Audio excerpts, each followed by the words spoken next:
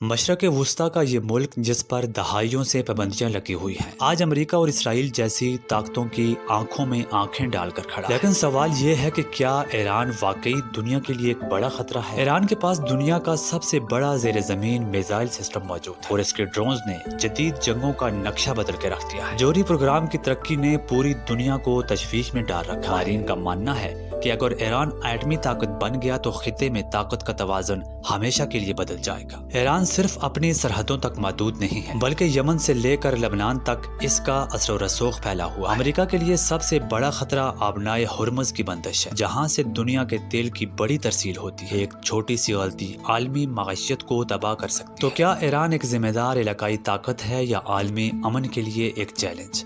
آپ کے بارے میں کیا رائے ہے؟ ہمیں کمنٹس میں ضرور بتائیے گا۔ مزید اسی طرح کی ویڈیوز کے لیے ہمارے اس چینل کو سبسکرائب کریں۔